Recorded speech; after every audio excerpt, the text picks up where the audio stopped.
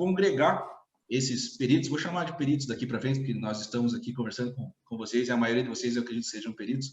Então, é uma associação que busca congregar esses profissionais, né, dentro de uma mesma comunidade, para que principalmente tenham representatividade junto a demais órgãos e demais instituições. Ou seja, a gente pode fazer uma linha de frente, digamos assim, né, para representá-los, inclusive através de algumas ações tomadas já desde gestões anteriores, né, como, por exemplo, a divulgação anual de uma tabela de honorários com um valor que entendemos justo, né, e também temos a disponibilização aos associados de um selo de associado da APEPAR, que é juntado, né, com as petições, com os laudos. Então, isso mostra que você faz parte da associação.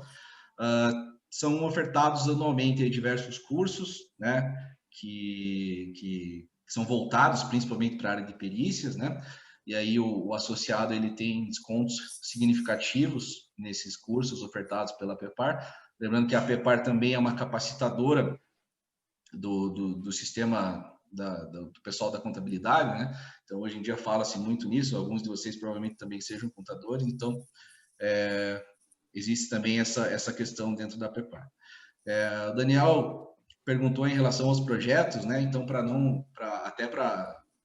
na minha ideia, enquanto candidato, né, eu trouxe algumas pautas para as pessoas às quais eu convidei a diretoria, né, para que a gente pudesse alavancar ainda mais esses projetos e trazer projetos novos para dentro da associação. O primeiro objetivo, óbvio, é dar continuidade à gestão anterior, inclusive a gestão anterior, a presidente era conhecida de vocês, né, a doutora Vânia Marcon, que é economista aí, prata da casa de vocês, né? Então a gente sabe da estima que todos têm por ela e não era diferente dentro da APEPAR. Então o projeto inicial realmente é dar continuidade à gestão, né, que a Vânia fez, que foi feita com muito zelo, com muito cuidado, competência, né? Então principalmente dar continuidade a todos os projetos de cursos de representatividade que tinha junto ao judiciário, né? Mas principalmente trazer, né, essa questão da aproximação do perito com o judiciário, principalmente em relação a alguns pleitos que nós temos em comum, independente se é economista, se é contador, se é médico, seja o perito que for. Lembrando que a APEPAR ela abrange aí todas as áreas de atuação, né? Então a gente tem várias demandas já que eu recebi ao longo desse pouco tempo que eu estou na presidência, em relação a, por exemplo, aquela resolução 232 do CNJ, que trouxe os honorários periciais lá para baixo, né, em perícias que envolvem a concessão da justiça gratuita, as partes. Tem questão de aviltamento de honorários, que também é bem complicado. Tem peritos que estão sendo destituídos por alguns juízes, por algumas questões até legais, as quais nós podemos ofertar o suporte jurídico para que ele apresente uma defesa dentro do processo ou frente a algum outro órgão que seja necessário. Então, são muitas demandas que estão chegando e a gente busca, né, atender a todas elas. Lembrando também que a gente, você enquanto associado, consta num quadro associativo que é disponibilizado no nosso site.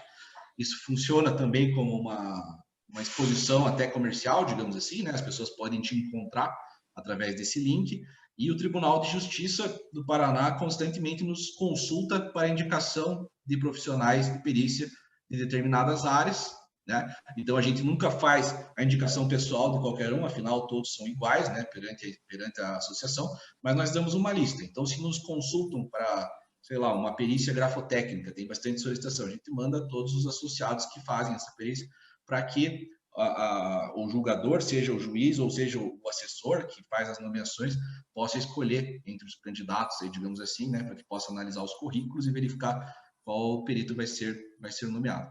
Outro projeto que está saindo do papel agora, que não vinha sendo explorado, digamos assim, anteriormente, é a ativação da Câmara de Arbitragem que a APEPAR já tem constituído.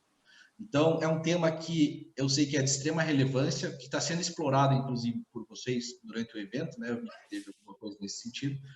Então, é um tema que hoje está em voga, né? Tá muito em voga porque as pessoas estão cada vez mais buscando essa alternativa para a resolução de conflitos, né? Fora do judiciário. Então, estão buscando aí câmaras de arbitragem para resolver, e até para mediação também, para conciliação, né? Então, a APPAR, se vocês entrarem no site, vocês vão ver que, inclusive, já tem disponível lá o regulamento da Câmara, né, que é necessário ter, que seria mais ou menos como se fosse o CPC da Câmara, ou seja, todas os seus ritos, né, como que funciona, os prazos e tudo mais, está constituído lá. Temos uma tabela de custas também já pré-determinada, a qual provavelmente vai sofrer alguma alteração ao longo do processo, mas de qualquer forma nós já temos uma equipe qualificada trabalhando na ativação dessa câmara, já temos árbitros disponíveis para atuação, então basicamente agora vai ser um trabalho de divulgação também desse projeto. E ao longo do tempo, óbvio, a interação com o judiciário vai ser fundamental, principalmente, como eu comentei anteriormente, em relação a pleitos em comum que a gente tem, e às vezes nós, enquanto peritos, né, sozinhos, digamos assim, profissionais autônomos ali trabalhando, não conseguimos ter uma representatividade tão grande quanto uma associação consegue representar, principalmente junto aos órgãos e tudo mais. Então, Daniel, basicamente seria mais ou menos isso, uma introdução aí, né, ao que a gente vai falar hoje, e aí eu fico à disposição de vocês aí para qualquer esclarecimento que tenha ficado em aberto. Bom, Cássio, muito obrigado aí pelas suas colocações. O formato desse nosso evento, especificamente esse horário, é fazer com você um estilo talk show, então nós vamos te bombardear com algumas perguntas, e nos últimos 20 minutos aí nós vamos abrir perguntas do nosso público, que pode ser enviadas pelo chat. Uma pergunta que eu queria fazer para você, que assim, eu acho que é bastante relevante aqui, como nós estamos entre um público predominantemente de economistas e praticamente todos que exercem ou desejam exercer a atividade de peritos, eu queria colocar a seguinte questão. Uma das profissões mais necessárias no século XXI, de acordo com diversas publicações, né, eu acompanho muito essa questão do mercado de trabalho e tal, é uma das áreas de meu interesse de pesquisa e estudo, que será, primeiro, profissionais da saúde, né, voltados principalmente à medicina, fisioterapia, recreação, psicologia, enfermagem, então tudo que envolve a saúde humana, seja ela psíquica ou física, né? Profissionais ligados à área de segurança, tanto a segurança institucional, patrimonial, como a segurança física da cidadania mesmo, como profissionais policiais, bombeiros, etc. Profissionais da educação, principalmente aqueles que buscam transformar o mundo através da educação, oferecendo capacitação, qualificação, treinamento, enfim. Outra atividade também que se avalia como essencial para esse século, né, vamos chamar assim, para os próximos 80 anos, também aperfeiçoamento e conhecimento na área de logística, para gerir toda a movimentação humana, né, que a pandemia deu uma refreada, mas a gente sabe que a demanda por transportes, movimentação de bens e pessoas é imensa. E o profissional economista, ele aparece aqui como entre os 5 profissões com maior potencial de se manterem no mercado nesses próximos anos, né? Porque nas pesquisas dizem que os economistas têm a competência de administrar os ganhos, a alocação dos recursos, gerir e avaliar e impulsionar as questões de eficiência, da preservação ambiental, enfim. Então, eu queria perguntar para você, dentro desse quadro, que avaliação você faz pela tua experiência como perito e pela tua proximidade com alguns colegas economistas, do perito e do potencial do economista enquanto perito. Então, dos peritos que já são economistas e pelo que você sabe sobre a carreira do economista, o potencial do economista exercendo a função de perito. Qual é a avaliação que você faz? Dentro da perícia como um todo, né, a gente sabe que a gente tem subdivisões aí em diversas áreas do conhecimento. Afinal, o perito ele é um braço técnico, digamos assim, do juiz, né? afinal ele não vai ter a competência suficiente para analisar determinados pontos técnicos, né? O juiz entende de lei, ele entende de julgamento, mas de repente uma questão econômica, uma questão financeira vai acabar fugindo da alçada e ele vai precisar nomear um profissional, muitas vezes um economista, né? Então, a importância é extremamente relevante, né? Não só nesse contexto no qual você está falando, que eu vejo que é um contexto global, né?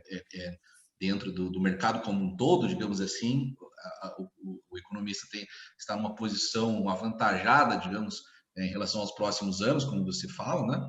E eu não tenho nenhuma dúvida disso, afinal, as competências adquiridas pelo economista são extremamente necessárias, obviamente, sob o ponto de vista econômico, né? E na perícia não é diferente, até porque, dentro do judiciário, as discussões mais relevantes, obviamente, vão girar em torno das questões financeiras, ou seja, estão sendo discutidos valores, quem deve para quem deve pagar, quem deve receber, quanto deve pagar, quanto deve receber. E tem determinados cenários, a maioria do pessoal trabalha com perícia que sabe, né? Cada processo traz uma história consigo, né? E cada processo precisa ser analisado sob uma ótica técnica que vai trazer os seus resultados da forma como o perito melhor analisar. E sob esse aspecto, o economista é extremamente fundamental, porque consegue justamente vislumbrar essas questões que você comentou, da mensuração de valores, sobre a questão de justamente gerir essas questões financeiras, as questões dos cenários econômicos e tudo mais, e pode justamente fazer uma análise até pretérita do que aconteceu, para que possa efetivamente fazer as suas análises, elaborar o seu laudo de acordo com a sua capacidade e assim contribuindo, né, de uma forma muito relevante com as demandas, ou seja, vai trazer todo o seu conhecimento técnico ali para dentro do processo e vai conseguir, digamos, emprestar esse conhecimento para resolver todas as questões, para formar provas, para liquidar questões de direito dentro do processo que são extremamente necessárias e relevantes aí para o bom desenvolvimento para a resolução das demandas, né? E para cumprir justamente a sua função aí enquanto peritos dentro do mercado de trabalho. Muito bem. Tiago, você gostaria de colocar uma pergunta, Tiago? Gostaria sim. Vamos lá, vamos bombardear o Cássio. O Cássio comentou no início ali da questão dos honorários, né? Da tabela lá do CNJ e tal, que desagradou muita gente. Gostaria que você comentasse sobre isso, mas uma outra coisa é em relação aos honorários da assistência judiciária gratuita.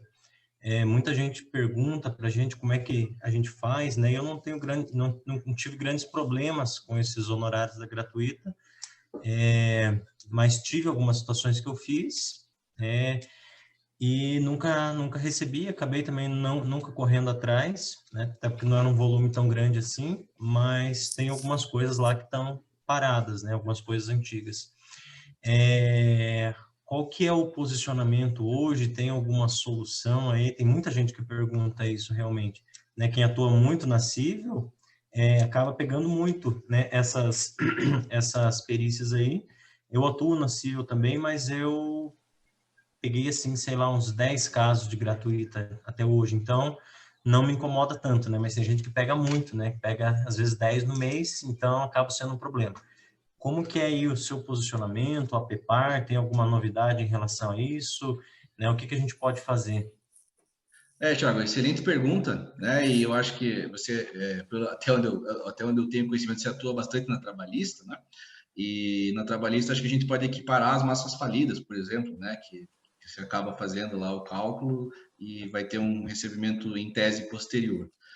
Sobre a tabela do CNJ, na primeira reunião aqui da nova diretoria eu já trouxe essa pauta para que assim, de largada, né, a APEPAR pelo menos faça uma manifestação pública repudiando os valores que estão ali constando, né, porque realmente os valores não conseguem cobrir nenhuma hora técnica do que a tabela da APEPAR, por exemplo, prevê para a realização das perícias, né. Então a gente tem, salvo engano ali, o valor máximo de R$300, alguma coisa assim, por perícia, isso englobando diversos contratos, vamos supor, no bancário, né? Diversos contratos bancários que estão sendo analisados, você vai receber o valor de R$300. Isso é uma situação muito complicada, eu acho assim que não remunera, não consegue remunerar praticamente nada do que você teve de custo, principalmente de tempo, para realizar essa perícia. Então, acho que todos nós estamos sofrendo com essa questão. E aí eu vou fazer um ponto adicional. Tem muitos advogados usando a tabela para impugnar as nossas petições de honorários, usando essa tabela como se ela valesse para tudo e não só para os honorários de justiça gratuita, o que é bem complicado, né? Então, se pegar e, de repente, um juiz desatento, alguma coisa assim, às vezes acaba dando razão para o advogado, quando, na verdade, a gente precisa ser muito enfático nas nossas defesas de honorários ao dizer que essa tabela, quando esse é aplicável, vai ser aos casos em que o vencedor da ação é beneficiário da justiça gratuita, né? O perdedor da ação, desculpa, foi beneficiário da justiça gratuita. Então, é uma situação que está bem complicada, mas a primeira ação que a gente pretende tomar é justamente uma manifestação pública através de um ofício, né, da PEPAR, que vai ser disponibilizado, inclusive, à sociedade como um todo, e dar a maior publicidade possível em âmbito nacional, né? Inclusive, a gente tem contato aí com outras associações de peritos de outros estados que também têm esse pleito em comum. Então, o que a gente pretende fazer é dar a maior publicidade desse descontentamento, digamos assim, da classe perante a divulgação dessa tabela pelo CNJ. Tá? Em relação aos honorários da justiça gratuita, é uma excelente pergunta, até porque a maioria dos peritos que eu converso, pelo menos da civil, nunca receberam um honorário da justiça gratuita. E aí a gente precisa ir um pouco mais a fundo na questão. Quando a gente analisa as contas públicas do Estado, até porque o TJ Paraná, em tese, que teria que fazer esse pagamento, a gente vê que existe a rubrica lançada para cobrir esse fundo da justiça gratuita, digamos assim. Só que essa rubrica ela nunca recebe os valores que deveriam ser destinados a ela, ou seja, o ente público ele acaba direcionando esses recursos para outras contas e não para essa, né? Então acaba que esse fundo sempre fica desprovido e não vai conseguir realmente pagar ninguém, porque não há recursos públicos suficientes para fazer esse pagamento. Então, também trouxe esse assunto na primeira reunião aqui, nossa, para que a gente possa elaborar também da mesma forma. O procedimento vai ser o mesmo, até porque precisamos seguir esse caminho, né? Elaborar um ofício ao TJ Paraná para verificar qual que é a possibilidade, quais são os impedimentos e quais seriam as saídas para que a gente pudesse levar recursos a esse fundo, né? Então, a gente sabe que tem uma questão política envolvida aí também, não é só uma questão técnica, digamos assim, tem uma questão política envolvida, afinal, é o governante que vai acabar tendo que um ministro, alguma coisa assim, vai ter que acabar direcionando essa verba para lá, para que aí a gente possa começar efetivamente a receber. Mas eu não tenho notícia, por exemplo, eu tenho notícia do Tribunal de Justiça de São Paulo, que tem um fundo grande, né? E parte do fundo Rejus, salvo engano, vai para esse fundo para pagar as perícias de justiça gratuita. A nossa Justiça Federal aqui, a gente sabe que paga também, né? Tem uma limitação, tem um teto, né? Que pode ser extrapolado lá até 5 vezes, tem uma regra, mas efetivamente ela tem recursos para fazer esse pagamento. A maior queixa e a maior dificuldade que a gente vê, e eu vejo, afinal, atuo praticamente 100% no TJ Paraná, é justamente o recebimento desses honorários provenientes de casos que envolvem a justiça gratuita, né? Então, na maioria, tem muitas vezes que, por exemplo, em contratos de banco, em processos que envolvem banco, né, o banco acaba perdendo e aí ele acaba fazendo esse pagamento ao final. Mas lembrando que o perito sempre tem que ficar de olho, né, até o final do processo, porque muitas vezes chega no final do processo, ninguém do cartório vai lembrar que você atuou lá 2 anos atrás e vai te ligar, olha, você tem que requerer aqui a liberação dos seus honorários. Isso acaba não acontecendo, então cabe ao perito ficar ligado aí, né, nessa questão e acompanhar os processos até o final para, em determinado momento, requerer. O que acontece também, só para finalizar, que algumas varas já nos instruíram, eles emitem uma certidão de que realmente eu tenho determinado valor a receber e eles emitem um RPV daquele valor, vai acabar se tornando algum tipo de precatório que você vai receber em algum momento posterior que eu, sinceramente, nunca vi ninguém receber. Então, é uma situação bem complicada, mas a gente tem a intenção, sim, de novamente, né, manifestar o descontentamento da classe em relação a isso. Eu nunca vi nenhuma manifestação nesse sentido. Levar isso junto ao poder público para verificar quais são as possibilidades que a gente tem de solucionar essa questão e, pelo menos, conseguir ser igual à Justiça Federal, né? Ter uma limitação ali de pagamentos, mas pelo menos que seja remunerado de alguma forma, nem que seja só os custos, né, que o perito teve para realizar o trabalho, que seria o mínimo. Muito bem, Cássio. Ô, Tiago, você quer fazer mais alguma pergunta? Tem alguém mais daí entre os conselheiros que queira colocar uma pergunta? Fiquem à vontade. Enquanto isso, Cássio, eu vou pedir para você falar um pouquinho aí sobre... Você entrou lá na primeira participação tua, você entrou no assunto da Câmara de Mediação e Arbitragem. Gostaria que você falasse um pouco mais a respeito dessa atividade e que tipo de demandas, né, que tipo de situações a APEPAR está mais preparada para amparar dentro dessa Câmara e resolver, né? Quais controvérsias, especificamente em que área? Nós sabemos que as câmaras têm se especializado em determinados temas, né? Então, quais seriam os temas centrais para serem abrigados dentro da Câmara, né? Que controvérsias podem ser consideradas mais típicas ali para a nossa instituição, para a APEPAR? A princípio, primeiramente, né, é preciso que entre duas partes de um determinado contrato, por exemplo, seja estabelecida uma cláusula de que eventuais conflitos serão resolvidos através de uma determinada Câmara, que já é previamente elegida, né, dentro desse contrato. Perfeito. Então, Perfeito. temos um trabalho inicial que é o comercial dessa Câmara, né? Levar ela até as empresas para mostrar que ela existe efetivamente, né? Dar publicidade via internet, até porque eu acredito que ninguém tenha esse conhecimento, além dos próprios associados, de que a Câmara existe. Então, qual é o primeiro passo, né? Nós mesmos, enquanto associados e enquanto peritos, por exemplo, um exemplo, nos nossos contratos de assistência técnica, a gente pode eleger uma Câmara para resolver eventuais conflitos com nossos contratantes, né? Então, por que não indicar já a Câmara da APEPAR para esse tipo de contrato? E respondendo a tua pergunta, o principal foco nesse primeiro momento seriam contratos pactuados aí entre particulares, digamos assim, né?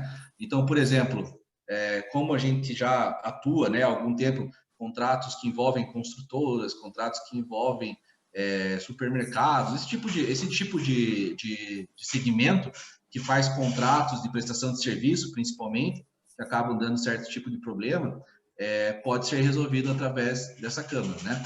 E lembrando que dentro dessa Câmara vai ter a participação dos árbitros, né? Então, muitas vezes vai precisar ser formado um comitê ali com 3 árbitros, mas o principal, né? Vai precisar ter um perito designado pelo árbitro, e lembrando que nas arbitragens também temos a figura dos assistentes técnicos, né? Das partes, que vão acabar atuando aí nos procedimentos arbitrais, né? Outra coisa muito interessante de falar é que nós já estamos para divulgar um curso, né, via APEPAR aqui, relacionado justamente a todas essas rotinas que envolvem a mediação, a arbitragem, a conciliação e o fundamental papel do perito dentro dessas áreas, né? Então, a gente vai trazer esse curso com um árbitro que é homologado pelo CNJ. A gente sabe que os árbitros precisam ter essa formação pelo CNJ, né? Eles precisam ter essa validação, digamos assim. Então, a gente tem um árbitro que vai trazer esse curso, vai trazer justamente quais são as atribuições dentro do perito, dentro desses procedimentos, né? Como que deve agir, como que funciona o regramento e tudo mais, para que a gente possa ter aí um acesso interessante dentro dessa área, digamos assim, que está em franca expansão frente ao congestionamento que a gente tem encontrado dentro do judiciário, né, com a grande quantidade de processos. E aí nas câmaras de arbitragem a gente sabe que os processos andam com uma velocidade muito mais interessante, com custas inferiores até ao passo que se fossem judicializados, né? Então eu vejo como um projeto aí que vai acabar englobando essas demandas e vai nos proporcionar também atuações enquanto peritos aí dentro desses procedimentos. Muito bem. Tiago? Cássio, tem uma pergunta aqui do José Rogério. Ele diz o seguinte, sendo associado da APPAR, a atuação como perito é facilitada, pois vários colegas já identificaram nessa semana dificuldade de atuar como perito no mercado. Aí ele pergunta ali, complementando a pergunta dele, né, quais são os documentos solicitados para se associar à APPAR. Então, né, ele fala dessa dificuldade de entrar no mercado e ele pergunta se ser associado à APPAR, isso pode ser amenizado ou não, e daí já pergunta ali dos documentos também para se associar. Certo. Enquanto você perguntava, eu digitei ali o endereço da APPAR na internet, né? appar.org.br. No canto superior direito tem um botão chamado Associe-se. Né? Então lá você vai ter um formulário que vai precisar ser preenchido e já logo abaixo tem a lista de documentos, os quais, sinceramente, não lembro de cabeça aqui, mas são os documentos pessoais, um comprovante que você já tenha atuado, seja como perito ou assistente técnico, o seu diploma de graduação, né, que vai te dar aptidão a atuar como perito de juízo. Enfim, são documentos básicos, assim, só meramente para que a gente comprove a sua atuação e a sua formação, até para podermos divulgar isso dentro do site. Sobre essa questão do mercado de trabalho, é uma discussão que vem, né, ela nunca morre, né, ela sempre está presente, principalmente entre aqueles que estão iniciando na área. Como a gente sabe, o perito do juiz, ele é um cargo de confiança, né? Então, o juiz vai nomear uma pessoa da sua confiança para atuar dentro da demanda e as partes vão contratar também, conforme a sua confiança, de forma particular, os assistentes técnicos. Chamar de facilitação, eu acho que é uma palavra forte, né? Mas o que eu posso dizer em relação à APPAR? A gente tem uma vitrine através do site, como eu comentei, que seria essa lista de associados nossos, que estão ali disponíveis para consulta de advogados, de juízes, dos assessores das varas cíveis de trabalho, ou seja qual for, né? Além disso, né, quando chega um ofício dos tribunais solicitando a indicação, né, lembre-se que daí o seu nome vai estar também dentro daquela lista para figurar, né, dentro daquela escolha que vai ser feita. Outra coisa importante de salientar nessa pergunta, até que em termos de complementação, né, os tribunais criaram cadastros, né? Até por força aí do novo CPC, temos o CPTEC lá na Justiça do Trabalho, temos o CAJU na Cível, temos um cadastro próprio da Justiça Federal, dentro do EPROC, né? Então, assim, são vários cadastros nos quais a gente sempre orienta os associados, né, principalmente os mais novos, a que procurem esses endereços, eles estão disponíveis na internet, né? E façam seu cadastro, juntem seus documentos. Por quê? Porque o Caju, principalmente agora, e eu tenho visto isso acontecer agora, eu achei que não iria acontecer, mas eu já vi em processo, está ocorrendo nomeações randômicas, né? Em determinadas varas, em que o juiz acaba não encontrando um perito para realizar determinado trabalho, ele vai lá, escolhe a especialidade que ele está procurando, e o sistema faz uma varredura e indica para ele um profissional que esteja cadastrado lá. Ou seja, se você não estiver cadastrado lá, né, você não vai ser encontrado. Então, é muito indicado que todos façam os seus cadastros aí, obviamente, dentro das esferas as quais pretendem atuar. Né? E lembrando que ainda o bom e velho currículo entregue lá na porta do cartório é uma porta de entrada fantástica, né? Porque mostra o teu interesse, mostra a tua determinação em estar indo lá, se colocando à disposição para atuar nas demandas daquela vara, né? E como a gente sempre fala, você pode dar sorte, vai que no dia que você está entregando o teu currículo, eles justamente estão precisando de alguém naquela área que você está pretendendo. Já aconteceu, pode acontecer com todos aí, né? E sei lá, eu acho que periodicamente é importante você fazer essa renovação da tua apresentação, né? Ser visto, ser lembrado posteriormente.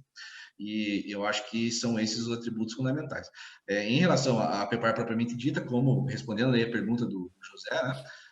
Justamente seria essa questão dessa listagem que a gente apresenta no site, com a foto, com o seu contato, com a sua especialidade.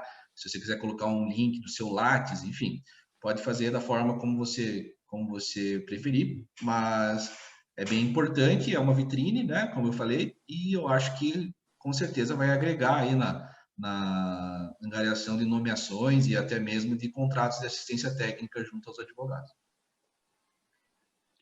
Muito legal, muito bom. Tiago, quer ler as perguntas de mais algum dos nossos colegas que acompanham essa apresentação? Pode seguir, Daniel. Vou dar uma lida aqui. Qualquer coisa eu passo aí na próxima. Tá bom. Tá bom.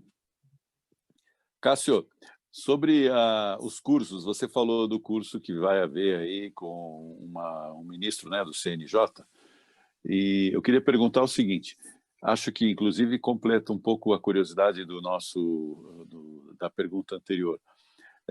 Quando alguém é associado, evidentemente vai ter algum benefício em relação a preço dos cursos ou nas condições de pagamento. Você pode dar uma ideia, por exemplo, de um curso, qual seria o valor para o público convencional e qual seria o desconto para um associado da APEPAR? Pelo menos percentualmente, se não entrar no valor monetário específico. Uhum. Em geral, o desconto vai variar aí de 40% a 50% em relação ao preço cheio de profissionais de fora, né? Então, você vai ter aí praticamente uma meia entrada, digamos assim, nos cursos. Você vai ter, como eu falei, entre 40% a 50%, dependendo do curso, dependendo da duração, dependendo da lógica, né? Hoje nós estamos num período atípico, né? Não temos hoje cursos presenciais ainda liberados. Então, isso mudou um pouco as perspectivas e nós estamos analisando até como nos adaptar melhor a isso, né? Mas eu já te digo de antemão que os descontos vão variar entre 40% a 50% entre um associado e um não associado nesses cursos. Aproveitando, né, já gostaria de deixar até em termos de propaganda mesmo, né, que já temos aí diversos cursos programados, mas que ainda não podem ser divulgados porque estão pendentes de aprovação lá na pontuação do CNPC. Mas são cursos da área previdenciária, ou seja, de perícia previdenciária, perícia trabalhista, né? Temos também da perícia bancária, temos esse da mediação e arbitragem, temos gestão de projetos relacionados à perícia, que eu sei que você fez aí uma excelente palestra aí antes de ontem, né? Ou ontem, não me lembro quando foi, mas eu sei que você falou a respeito do tema e a gente vai ter esse curso na nossa grade também. Então, temos vários cursos em diversas áreas do conhecimento, os quais os economistas também estão aptos a fazer dentro do judiciário, né? Então, a gente só está aguardando aí a liberação para poder divulgar para vocês e ofertar justamente esses descontos que são bem importantes e você consegue ter um bom ganho financeiro aí enquanto associado. E eu suponho, né, eu não faço parte do comitê que elabora os preços dos cursos, mas eu suponho que a anuidade, que o sujeito que se torna associado, o investimento que ele faz na anuidade, ele dilui rapidamente ao participar de 2, 3 cursos ao longo do ano, né, ou de alguma atividade, como um encontro, enfim, algum evento que a gente possa promover dentro da APEPAR. Isso já, quer dizer, o custo da anuidade ele acaba ficando zero só com os benefícios diretos que ele pode obter, né? Além daquelas vantagens que você comentou, né, de estar exposto, de estar com o seu nome listado, etc. Não é isso? Certamente. Com certeza, de 2 a 3 cursos que você fizer, você já paga o valor da sua unidade, né? A gente pretende trazer no ano que vem, no mínimo, um curso por mês, né, voltado aí à classe, né? Então, é um projeto até ambicioso, digamos, em relação ao que a gente tem hoje, mas eu sei que vai dar certo. E outra surpresa que a gente pretende trazer para o próximo ano também é um clube de benefícios para os associados da APEPAR. E aí vai ser uma gama muito grande, né? Porque aí vai relacionar academia, lojas de varejo padrão, enfim, hotel, diversos ramos aí, né? Diversas áreas vão ser englobadas e vão fornecer descontos especiais para quem for associado da APEPAR. É um projeto que provavelmente no mês que vem a gente já esteja começando a divulgar. Estamos no momento de assinatura dos convênios, então a partir do próximo mês a gente consegue começar a anunciar quais são os primeiros parceiros. Muito bem. Tiago, tem pergunta do público? Tem uma aqui, eu acho que ela foi parcialmente respondida, mas o José e o Guido ali, né, fizeram uma pergunta, né? Caso você seja habilitado como perito, mas nunca... sou funcionário de uma empresa de economia mista, né? Minha intenção é atuar como assistente técnico. Gostaria de saber se há algum impedimento para atuar como perito do juiz. No CPC não encontrei essa proibição. Então, respondendo ali o Johnny, né? O que acontece, Johnny? Não necessariamente o seu ambiente profissional, digamos assim, a sua profissão, né, o seu trabalho te caracteriza como impedido ou suspeito para atuar de uma maneira geral, né, assim. Então, respondendo objetivamente, você não está impedido ou suspeito de atuar por conta disso. O que você pode, inclusive, como assistente técnico, você não está sujeito a impedimento ou suspeição, tá? Inclusive, você pode ser assistente técnico aí da empresa que você trabalha, enfim, não tem problema, porque eu estou procurando aqui onde que está no Código de Processo Civil, que fala disso, mas tem um artigo lá no CPC, né, se os que estão aí souberem de cabeça puderem passar, souberem, mas o CPC diz claramente que o assistente técnico não está sujeito ao impedimento ou suspeição, tá? Eu estou procurando aqui. Já o perito do juiz, né, ele está sujeito a impedimento ou suspeição de uma maneira que a gente não pode, por exemplo, atuar como perito de uma empresa que a gente eventualmente tenha vínculo de emprego, né?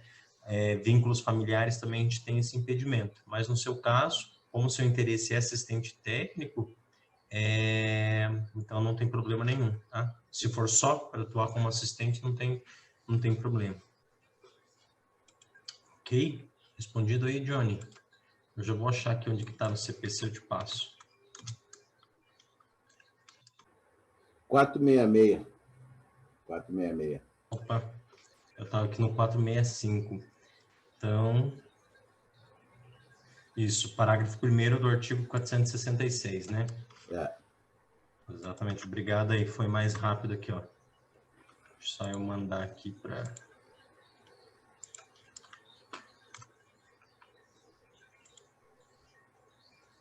Acho que foi para todos, né?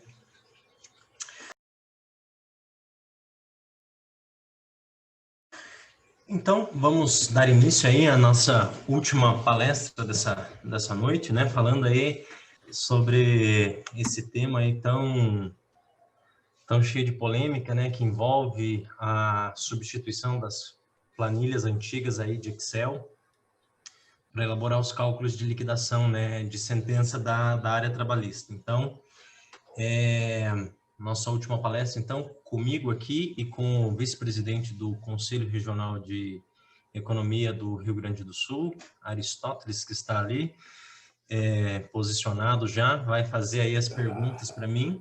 Então, nós vamos encerrar essa noite aí falando do PJ-CALC, né, as implicações dele, a questão da obrigatoriedade. A gente já comentou alguma coisa na terça-feira, né, com a palestra do Antônio Umbelino e do... esqueci o nome do outro rapaz que estava junto, César Gonçalves. A gente falou brevemente aí sobre essa questão. Então, vou começar aí dando boa noite a todos, aqueles que estão chegando agora, e passar a palavra aí para o Aristóteles. Se o Carlos Magno quiser comentar alguma coisa, também sinta-se à vontade aí. Não? Deixamos para depois, então. Então, essa é a última palestra, eu creio que 1 hora vai ser suficiente aí, até porque a gente já falou um pouco sobre isso na terça-feira, então, para nós não sermos enfadonhos e repetitivos, vamos ser o mais objetivo possível. Então, Aristóteles, fique à vontade aí para começar. Se quiser, por favor, se apresentar também, né? Boa noite. Fique à vontade. Boa noite. Eu sou economista perito, já há bastante tempo, né? Sou formado em 1976, ou seja, no século passado, tá? E a gente acompanhou todo esse desenvolvimento do economista como perito. E essa ligação com o Paraná sempre foi muito forte em termos de troca de conhecimento, tá? Com essa ligação, fizemos o primeiro, segundo e terceiro encontro de economistas da região sul, e que agregou muito conhecimento para todos nós. Tanto que eu conheci o Tiago quando era estagiário, aqui faz tempo. É uma luta que se tem, né? E eu coloco o PJ-CALC, que é a seguinte pergunta, Tiago. É uma mudança, né, de apresentação, o conhecimento continua o mesmo, mas essa mudança gerou uma série de desconforto em termos de trabalho, né? E muitas pessoas começaram a fazer o PJ Calc e começou a ter erros até grosseiros, porque questão de parâmetros, né, de entendimento do sistema. Até pouco tempo, eu trabalho mais como assistente, eu não queria nem ver o PJ Calc. Eu disse, para que eu vou estar me preocupando?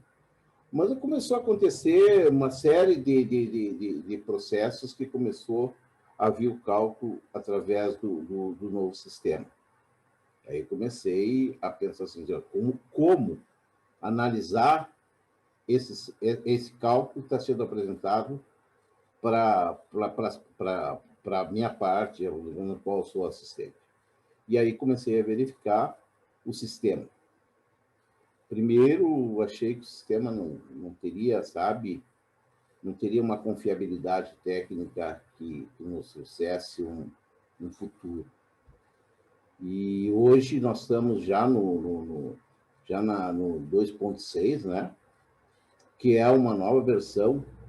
E eu te pergunto o seguinte, Thiago, tu que trabalha como perito e que faz, que eu sei que tu faz a maioria dos teus cálculos, ou todos esses cálculos em PJ Cálculo. Essa é uma oportunidade para o economista perito ou é um fator restritivo à sua atuação? Olha só que pergunta desafiadora, Aristóteles. Então, eu vou contar como foi para mim, né? Minha história aí na área trabalhista, porque eu fiquei vários anos atuando com minhas planilhas no Excel, né? Eu demorei, vamos dizer assim, muito tempo para construir as planilhas, né, da melhor maneira possível. E quando elas estavam bem redondinhas, né, que facilitavam a minha vida, o meu trabalho, que estava tudo mais ágil, né, porque com o tempo a gente desenvolve planilhas que nos auxiliam, né, que facilitam ali, né, a automatização do trabalho. Aí logo que eu consegui, né, montar várias planilhas para horas extras, adicional, noturno, insalubridade, periculosidade, né, e por aí vai, veio essa surpresa do PJ Calc. E inicialmente foi muito negativo para mim, eu vi assim, não vi com bons olhos, e eu tentei muito tempo fazer cálculos, eu fiquei alguns meses, na verdade, tentando fazer e não conseguia chegar assim em resultados, até conseguia chegar, mas era muito trabalhoso, né? Até cálculos simples ali, por exemplo, calcular umas verbas rescisórias, que é muito simples, com o PJ Calc era muito trabalhoso, né? Demorava muito tempo, enfim, era inviável. Até que surgiu uma oportunidade do TRT e ele ofertou um curso para os peritos, né? Nós fomos convocados a fazer o curso. Eu creio que isso foi em 2016 ou 2017, se eu não me engano. E aí a gente foi lá e fez o curso, né? E na época tinha ali em torno de 50 peritos mais fazendo cursos, que tem até alguns que estão aqui que provavelmente estavam fazendo. E tinha um instrutor lá fazendo o cálculo lá na frente e todo mundo seguindo os mesmos parâmetros ali com os seus computadores, né?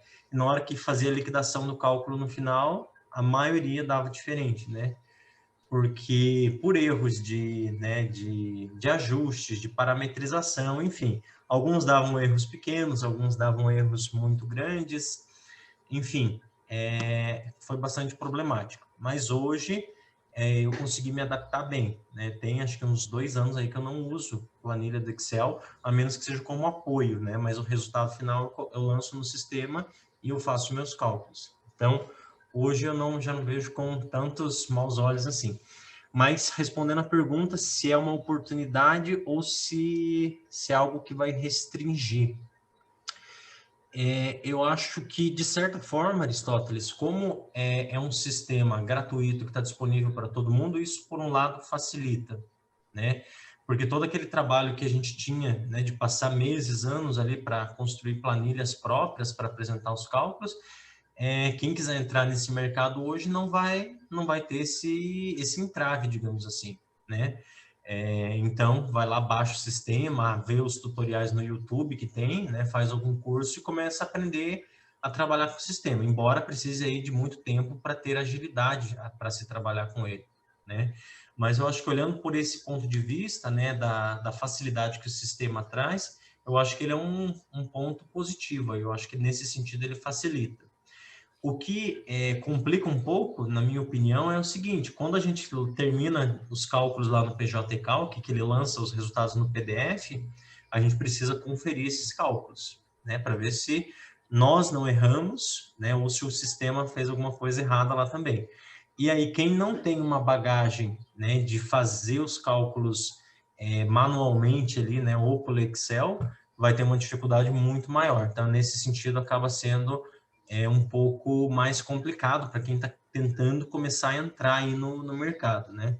Quando eu faço cursos aí para pessoal que está aprendendo ainda, eu faço as duas coisas simultaneamente, né? Eu apresento cálculo no Excel para eles, explico a lógica ali da matemática, e aí, na sequência, a gente refaz pelo PJ Calc para entender a matemática da coisa, né? Porque o sistema ele não vai mostrando a evolução dos cálculos como o Excel faz, né? Então, isso é um complicador, principalmente para quem já é antigo aí na área de cálculo trabalhista.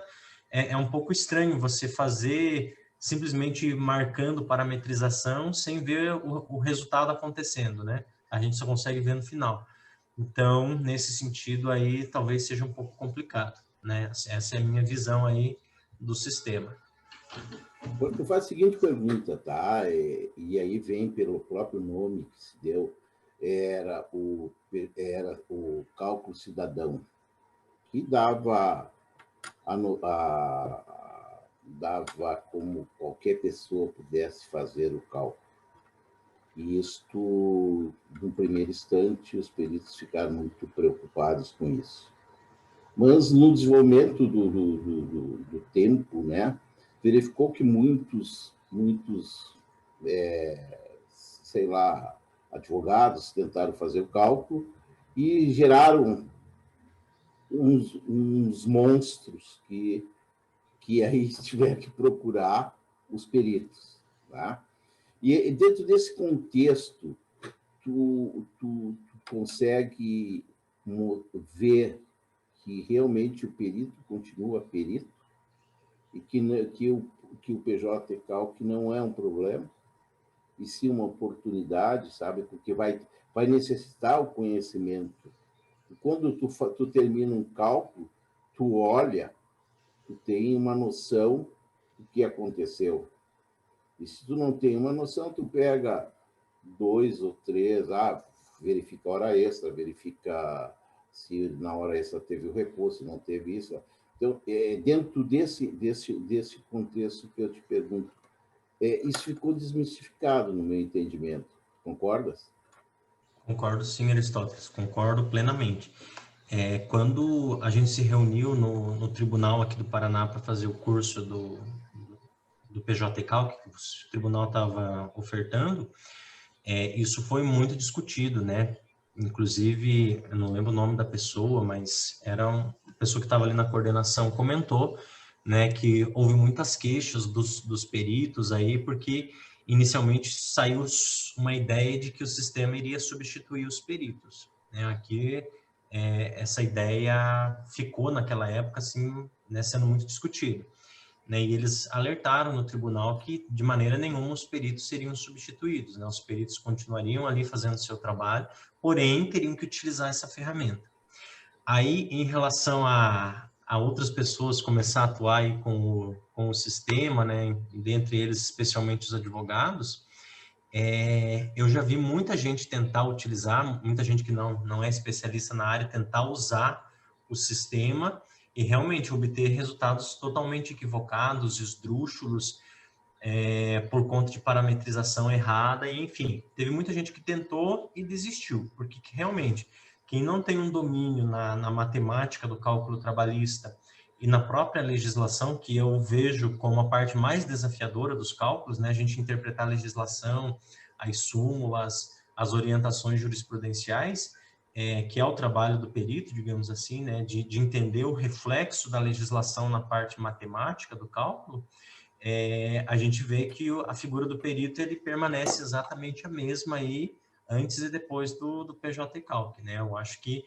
isso realmente veio se desmistificar com o tempo, né? Quem não tem um bom feeling, né, com cálculos aí trabalhistas, que não tem um feeling com a jurisprudência, nos reflexos disso sobre os cálculos, realmente não consegue fazer mesmo com o sistema, a menos que estude bastante, faça aí vários cursos, treine bastante.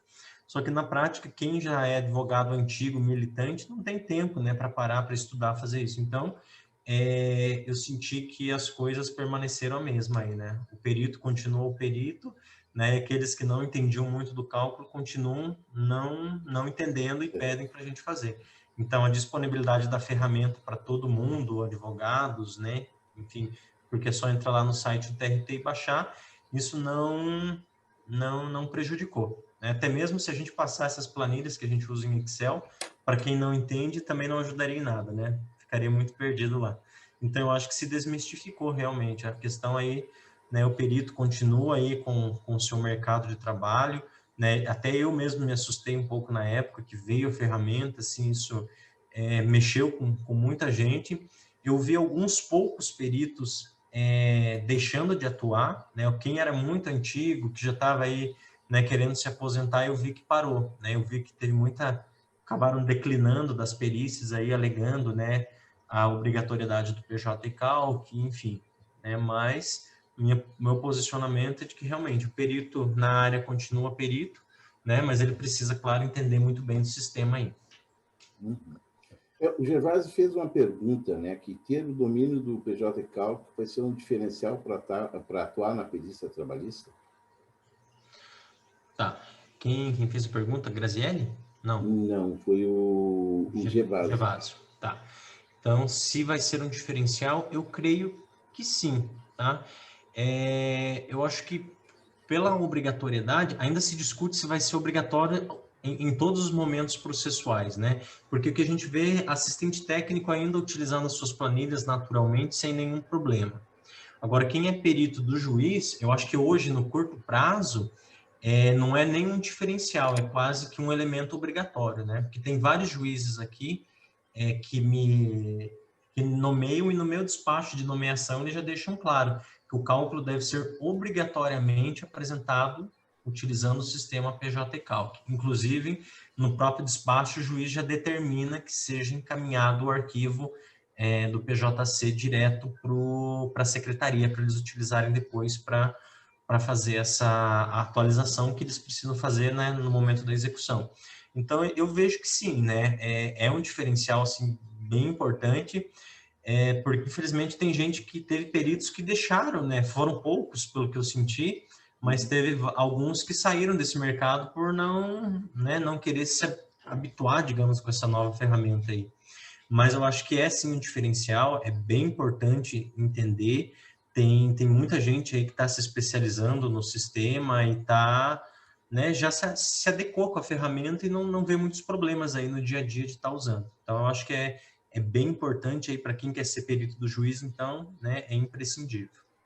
A Graciela faz a mesma pergunta, mas ela coloca, né, que e realmente eu acredito, que a legislação é super importante tu estar atento à legislação, porque é um diferencial na hora de fazer o cálculo, né? Na hora de fazer os parâmetros, ele vai ter que obedecer o que foi definido em sentença com a legislação atual, tá?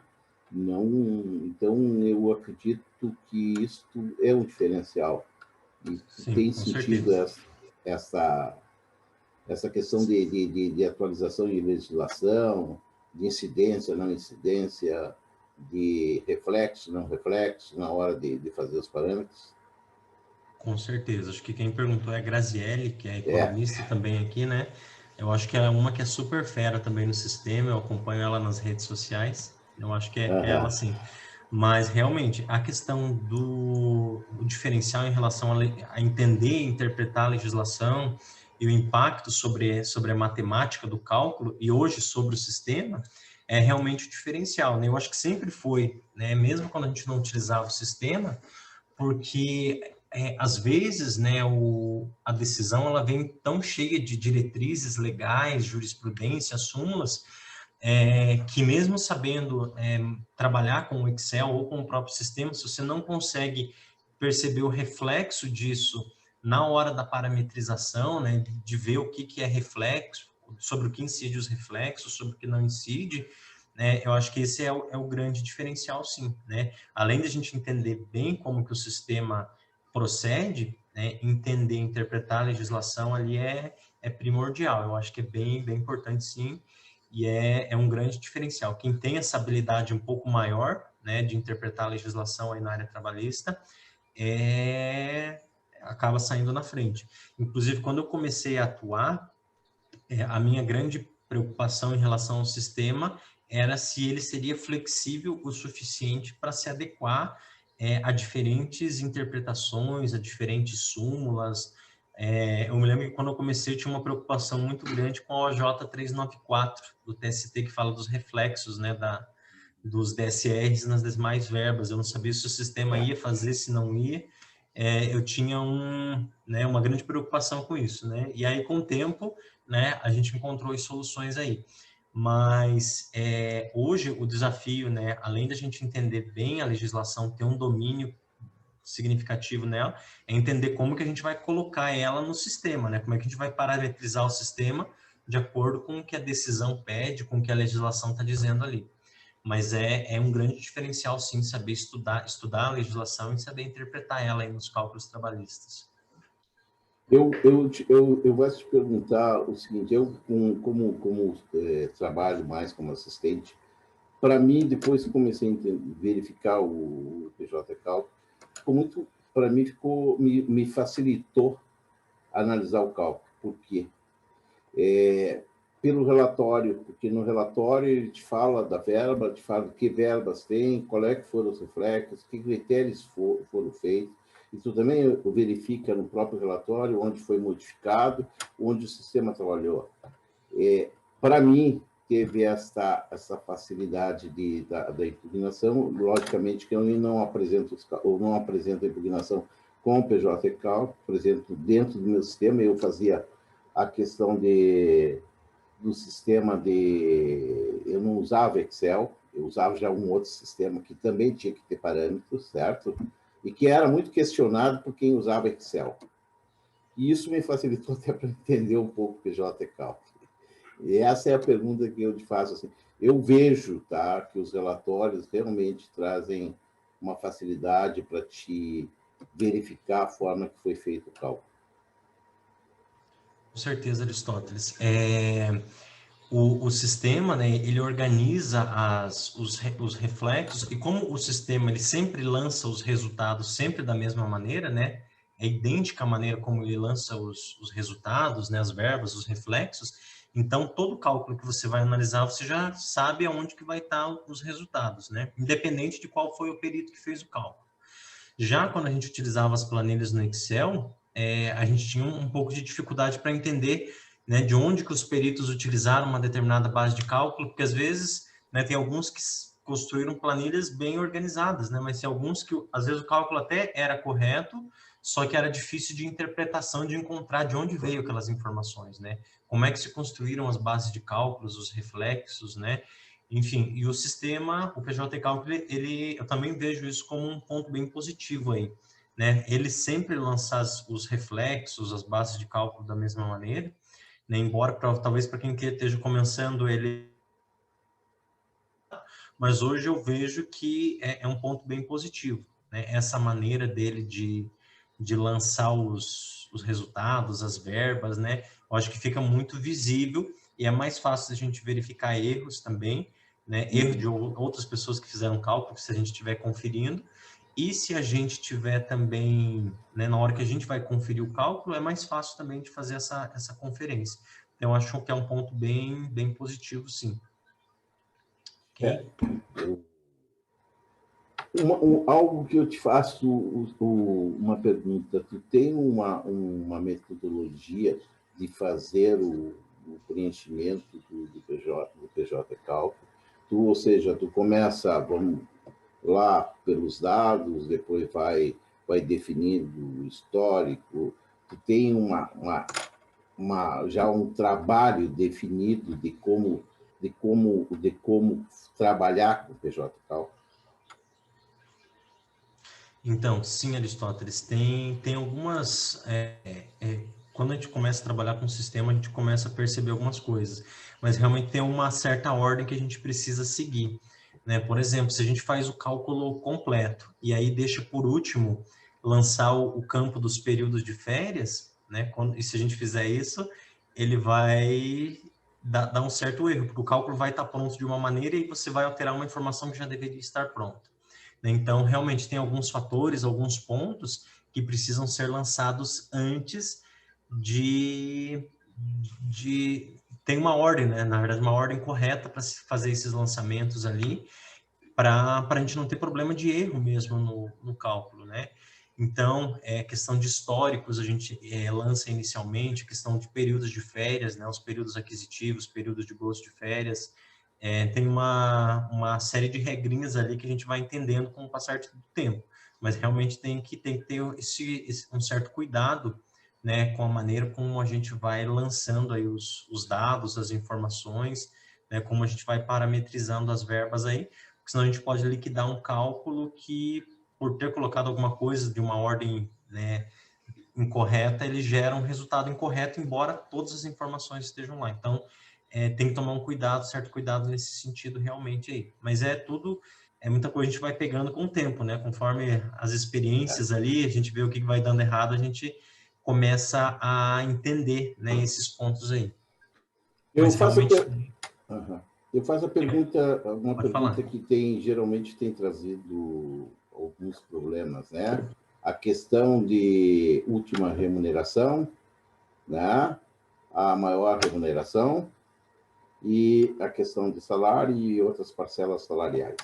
E aí, o pessoal preenche tudo e na hora de fazer o cálculo lá na hora extra não se dá conta e utiliza um outro parâmetro.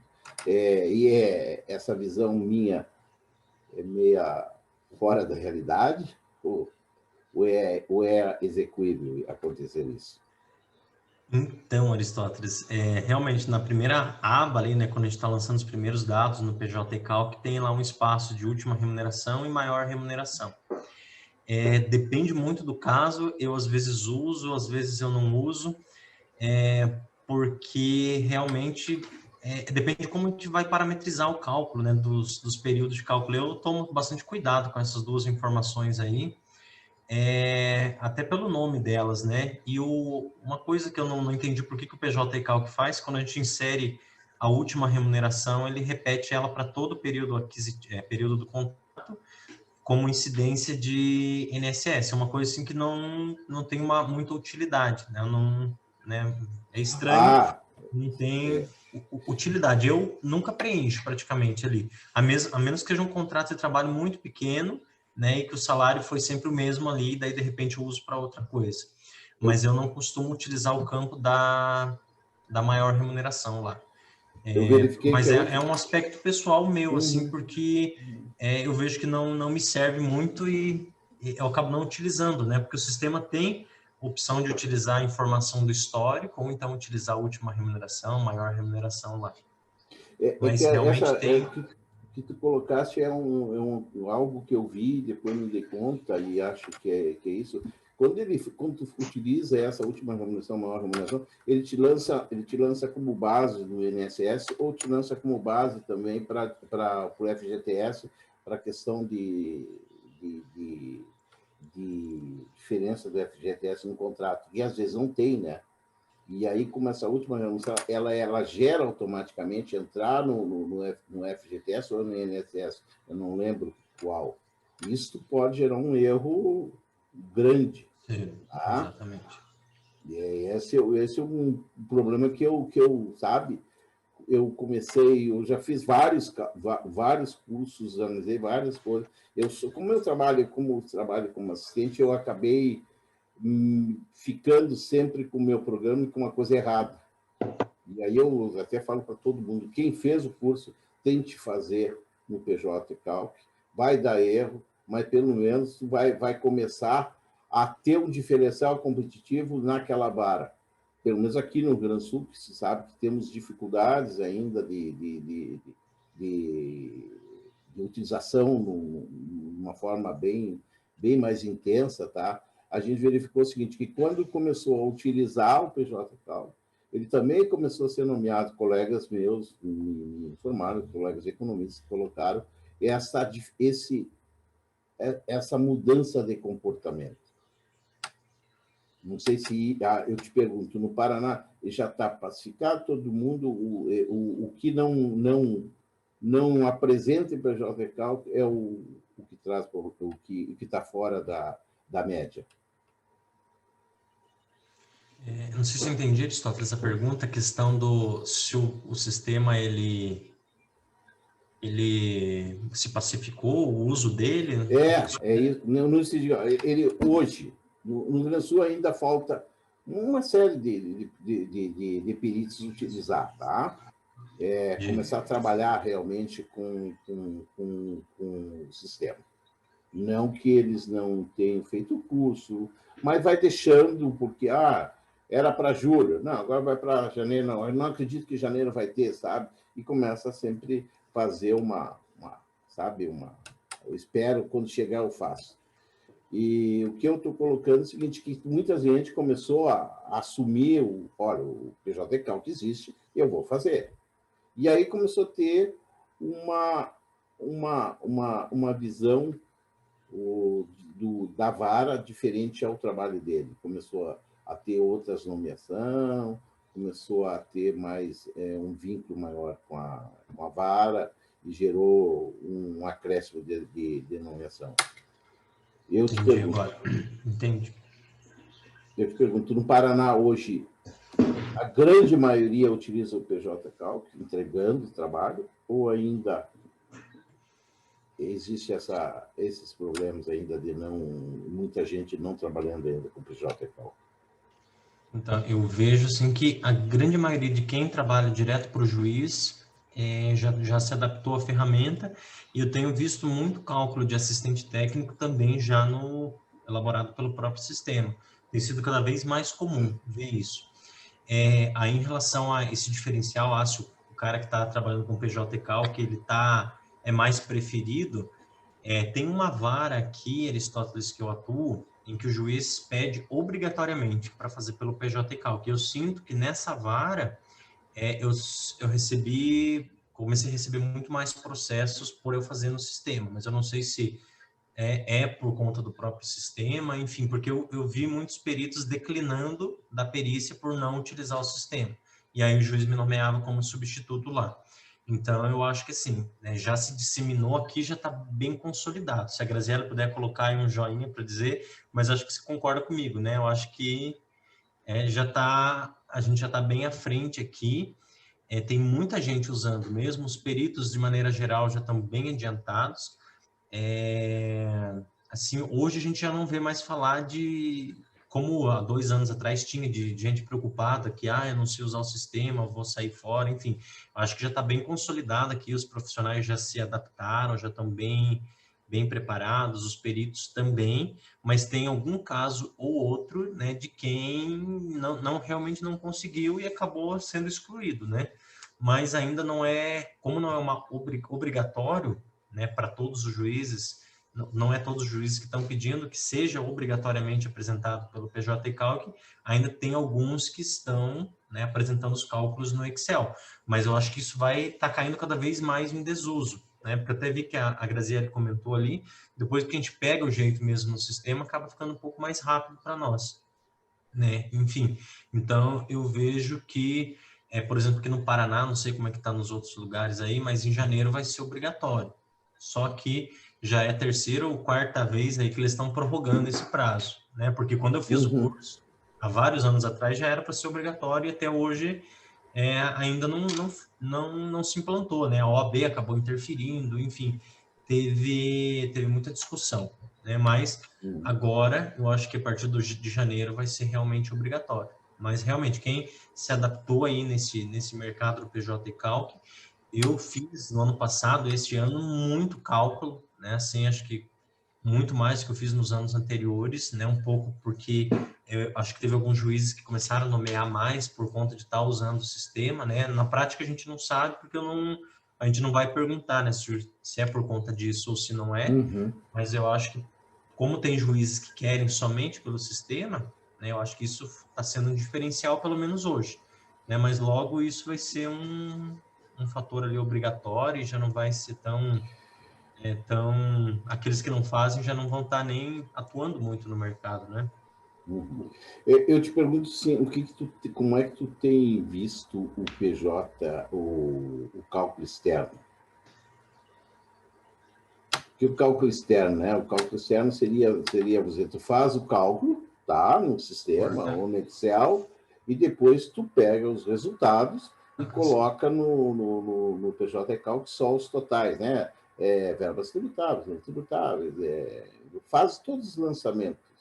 Isso tem sido muito utilizado aí em Paraná? Eu tenho visto com certa frequência, sim, principalmente cálculo de assistente técnico, né, e até perito mesmo tem utilizado isso, faz os cálculos normalmente, né, nas planilhas tradicionais do Excel, mas aí faz só inserem esses valores totais, né, os total bruto, verbas tributáveis, né, mas o cálculo, a memória de cálculo, deixa no Excel e passa só esse arquivo lá para juntar no processo. Então, a gente tem visto, sim, mas eu acho que não é o ideal, né? Eu acho que o interesse do sistema não é só utilizar isso, né? Eu acho que é usar todo ele ali com memória de cálculo e tudo pelo sistema, mas a gente tem visto, sim, tem até bastante comum ver esse tipo de coisa aqui. Mais para assistente técnico, mas tem um perito ou outro que faz isso também. O PJ Cálculo, na verdade, ele vai... Eu brinco que os peritos serão peritos, secretários, e serão finalizadores de cálculo, né? Porque na medida que tu faz o PJ Cálculo, tu lança tudo hoje, né? Tu lança todo lança custas, lança todo o processo em si. E manda um arquivo, né? Não manda só um PDF. Esse arquivo é trabalhado lá na vara, ou seja, nós fizemos esse trabalho. E dentro desse contexto, eu te pergunto, por isso, economicamente, é mais viável utilizar o PJ Calc do que aumentar a estrutura do judiciário? Com certeza, eu acho que até um dos objetivos do PJ Calc é justamente essa facilidade, né? Porque como a gente faz o cálculo, ele fica às vezes meses parado, esse arquivo PJC, ele facilita muito para a vara no momento da execução, né? Porque aí o processo para fazer a atualização do cálculo, para entrar na execução ali, ele se torna muito mais rápido, né? Então, isso traz uma agilidade imensa, isso sem falar que, né, no próprio sistema ele já calcula, né, as custas, a gente consegue incluir outros honorários, né, às vezes honorários de peritos que fizeram perícia de insalubridade, perito médico, perito engenheiro, enfim. Então, a gente consegue incluir praticamente tudo lá, né? Então, isso traz uma agilidade muito grande para a vara aí, e em termos de economia de tempo e até de recursos, né? Então, o pessoal às vezes me pedia antigamente, quando a gente não encaminhava direto o arquivo PJC, a extensão PJC, eles mandavam um e-mail, eu respondia rapidinho, já estava a conta de atualização lá para eles juntada no processo. Então, para eles, isso dá uma agilidade muito maior, porque eles não precisam ficar lançando valores nem nada, né? Porque o arquivo ele já engloba tudo isso dali, né? A extensão do PJC, quando lá na secretaria da vara eles abrem e fazem a atualização, né, já sai tudo pronto para eles. Então, é excelente para eles. Tem nem o que falar. Bom, eu vou te fazer uma pergunta aqui agora de assistente técnico. Tá? Seguinte, o assistente técnico, vamos dizer, apresenta um cálculo, tá? O cálculo se torna é colocado o cálculo como correto, seja do assistente. E aí eu te pergunto, ele só vai mandar o PDF ou será que ele vai ter que mandar também o arquivo?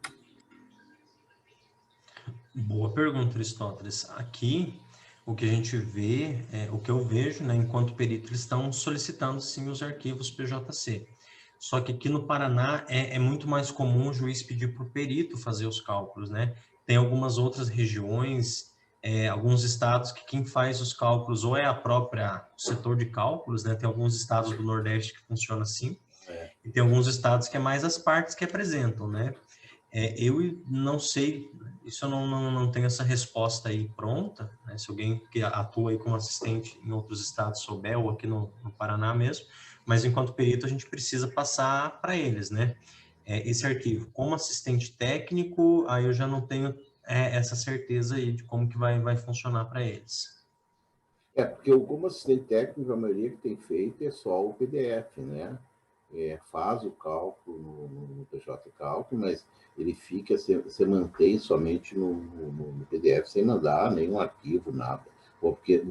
E realmente eu acredito que vai ficar um arquivo só, eu não sei como é que vai ser determinado esse arquivo, né? Eu acredito que seja do perito, e sim com as mudanças que serão definidas dentro da barra, não sei dizer que procedimento vai acontecer.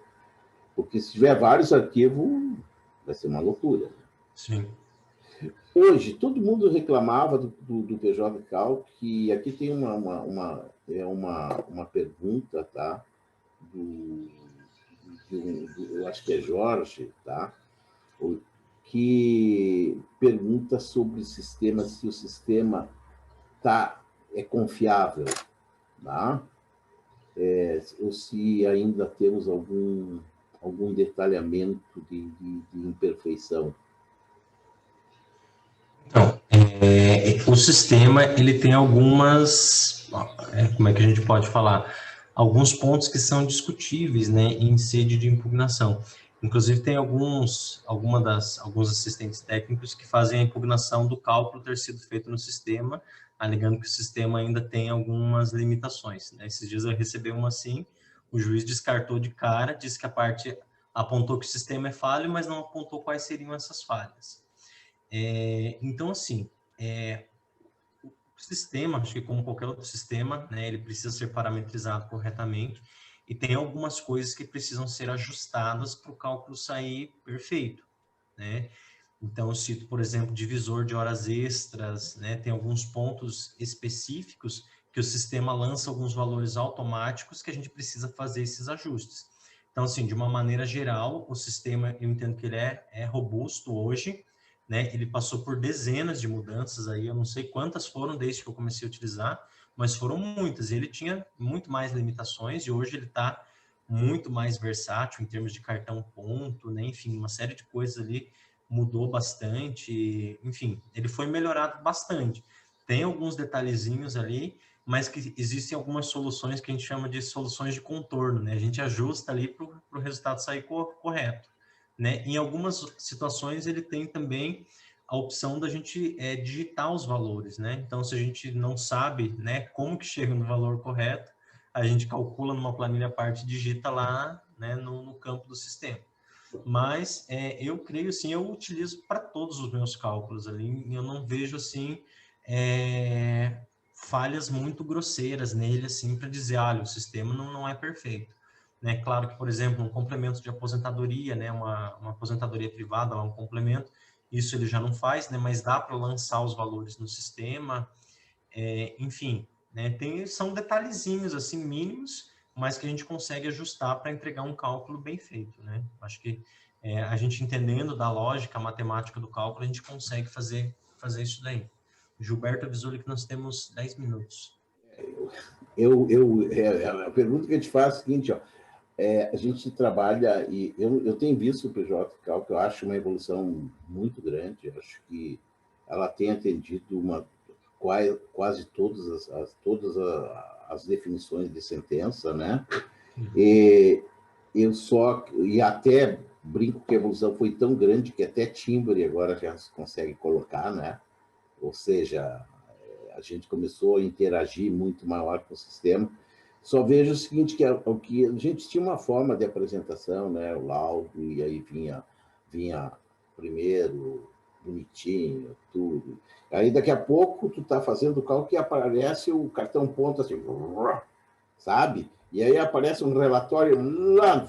Eu acho que falta, e acho que até por uma questão de falta mais um trabalho, e é um trabalho que não foi feito ainda, de estética de apresentação de relatórios, tá? Porque tu tá indo no sistema, daqui a pouco aparece o cartão ponto, que é 5 anos, vai um monte, né? Então, eu não sei, acho que esse é uma próxima evolução que provavelmente acontecerá. Então, o cartão ponto, eu acho ele muito feio mesmo, né? A maneira como ele lança no PDF é muito desorganizada, ele não separa em meses. Se tiver vários lançamentos, às vezes fica meio cortado, fica ruim, né? Eu, particularmente, acho bem ruim essa estética do lançamento, né? Não só pela aparência, mas pela dificuldade, às vezes, para fazer alguma conferência. E essa coisa também de ele lançar o cartão ponto antes da memória de cálculo, eu acho bem estranho, né? Me chamou a atenção no início. Hoje, o que eu faço, né, o sistema só o cartão ponto, né, e os cálculos sem cartão ponto. Então, eu imprimo os cálculos, principalmente quando é cartão ponto de 5 anos, eu imprimo um arquivo em PDF só com o cartão ponto, com a memória de cálculo do cartão ponto, e outro só com a memória de cálculo, com as planilhas do cálculo efetivamente, para ficar mais bonito e mais organizado, né? Esteticamente, ali o cálculo eu tenho utilizado isso daí, né? Essa possibilidade, né? Para tentar deixar mais organizado mesmo, né? Mas eu acho que é uma falha mesmo do sistema. Uma falha não, né? Mas é uma coisa que ainda não foi... não teve interesse em alterar, e eu acho que também não é tão difícil de fazer, mas enfim, acho que a maior preocupação agora é com as parametrizações, né, as coisas mais relacionadas ao cálculo propriamente dito. Bom, eu vou fazer a última pergunta, então, e é uma pergunta que eu vou colocar a nível de Paraná, Rio Grande do Sul, região sul. É possível a gente fazer um curso avançado, né, de PJ e cálculo, curso avançado, que eu te digo assim, ó, com tranquilidade, se discutir os parâmetros, olha isso, olha aquilo, vamos fazer aqui, vamos fazer ali, não, sabe?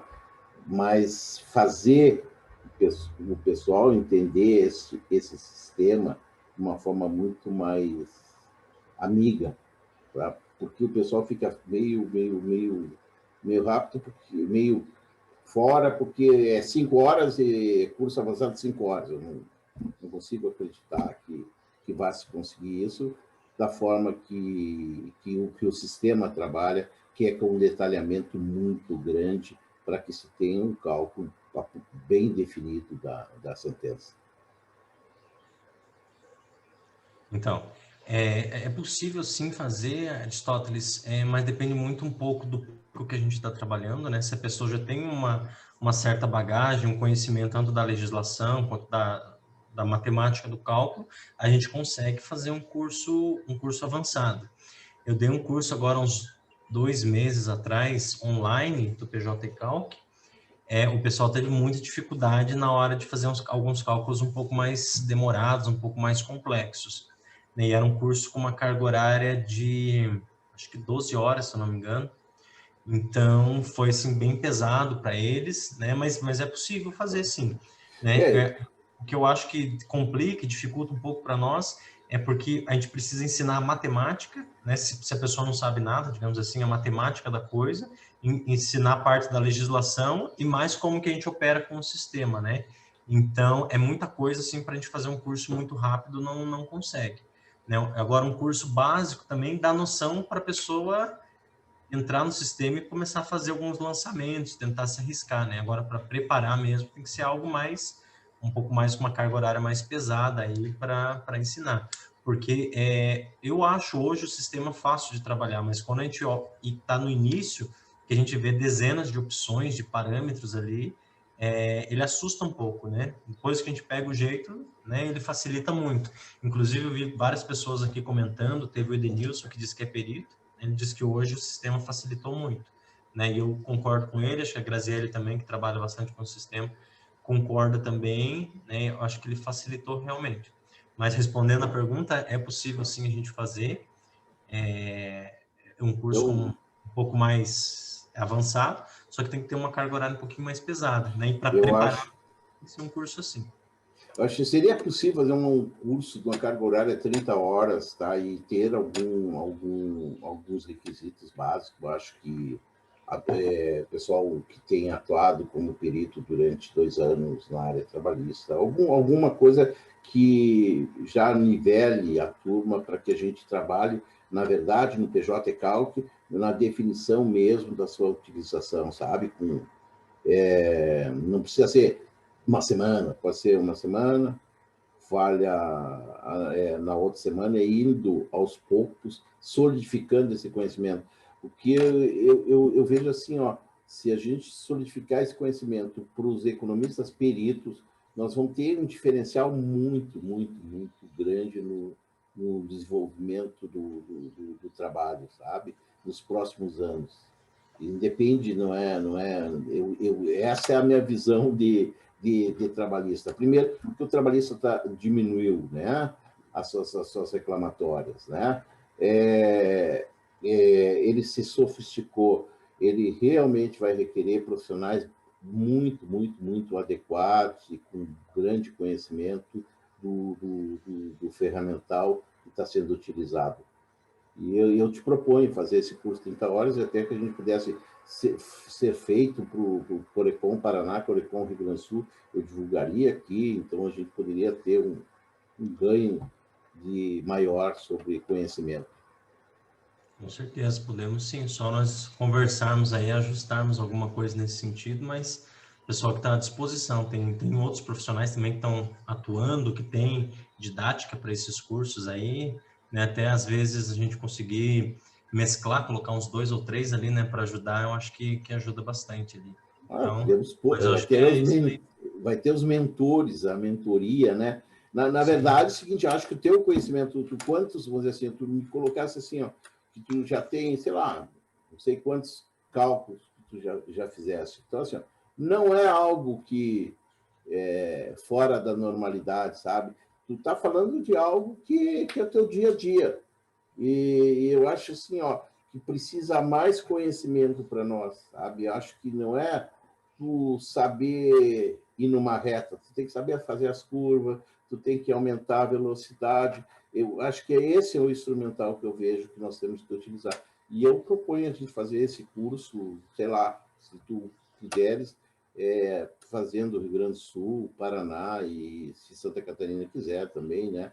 E eu acho que isso seria para mim, seria de fundamentação, seria fundamento desse trabalho. Ok, vamos amadurecer a ideia aí, na sequência a gente toca esse projeto aí, Aristóteles. A Graziella ali já se dispôs a fazer, entendeu? Então, acho que tem coisa para a gente fazer por aí.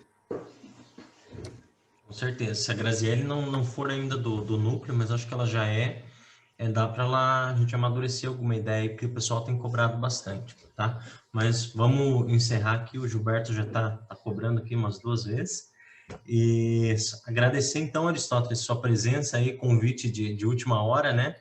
Para aceitar e participar dessa conversa aí, mas acho que ajudou bastante, né? Porque pelo formato aqui online, um pouco mais curto, não conseguiria ensinar muita coisa sobre o sistema, né?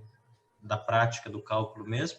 Então, mais para esclarecer, né? O pessoal que não conhece, aqueles que têm dúvidas, né? Eu vi que tinha alguns advogados acompanhando aqui também. Então, eu acho que, né?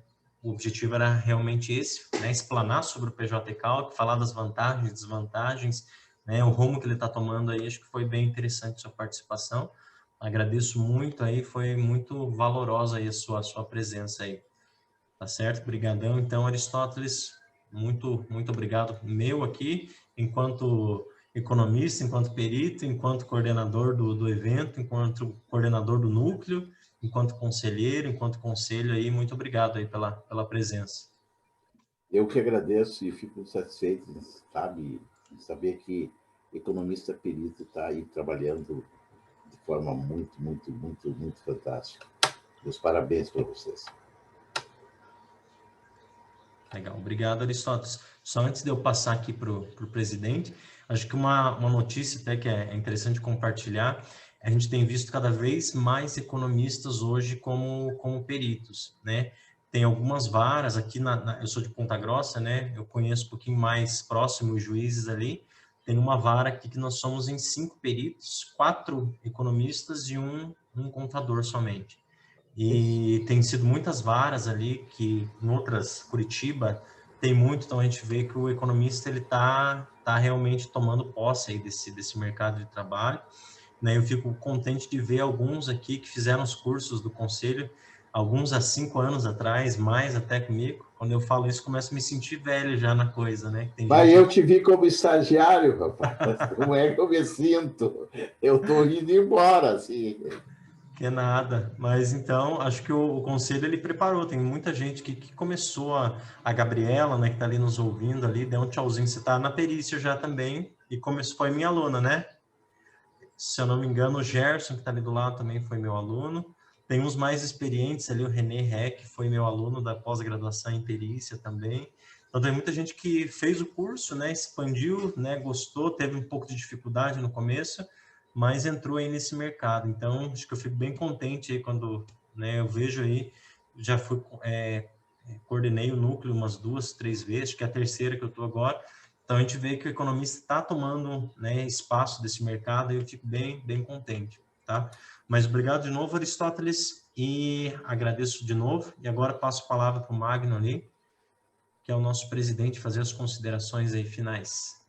Muito bem, por essa última etapa, né, dessa jornada, essa longa jornada de uma semana, de 12 horas e meia com 308 inscritos, isso nos enaltece muito, né?